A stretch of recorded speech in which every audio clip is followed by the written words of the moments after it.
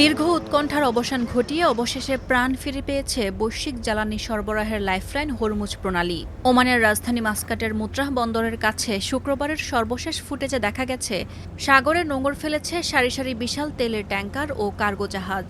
মার্কিন central command সেনকম নিশ্চিত করেছে যে প্রেসিডেন্ট ডোনাল্ড ট্রাম্পের সরাসরি নির্দেশনায় ইরানের ওপর থেকে নৌ অবরোধ সম্পূর্ণ তুলে নেওয়া হয়েছে। মার্কিন বাহিনী এখন আর ইরানি বন্দরে যাতায়াতকারী কোনো জাহাজের গতিপথে বাধা সৃষ্টি করছে না। তবে প্রণালী খুলে দিলেও এর নিয়ন্ত্রণ নিয়ে নিজেদের অনড় অবস্থানের কথা জানান দিয়েছে তেহরান। ইরানের রাষ্ট্রীয় টেলিভিশনের সংবাদদাতা সরাসরি দাবি করেছেন হরমুজ প্রণালী এখন থেকে শুধুমাত্র ইরানের একক ইচ্ছাধীন সিদ্ধান্ত অনুযায়ী খোলা বা বন্ধ করা হবে।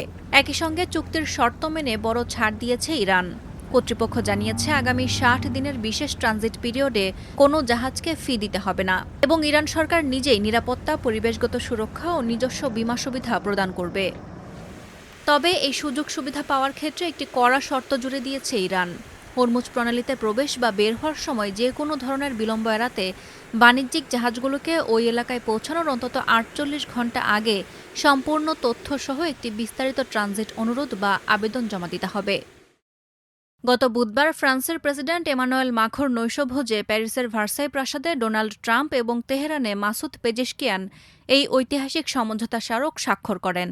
পরবর্তীতে পাকিস্তানের প্রধানমন্ত্রী শাহবাজ শরীফ ইসলামাবাদে এতে স্বাক্ষর যোগ করেন।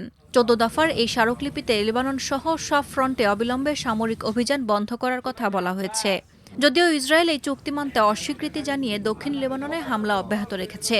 এছাড়া চুক্তিটির অন্যতম বড় আকর্ষণ হল ইরানের ভঙ্গুর অর্থনীতি পুনর্গঠনে $৩০০ বিলিয়ন একটি বিশাল মার্কিন মহাপরিকল্পনা।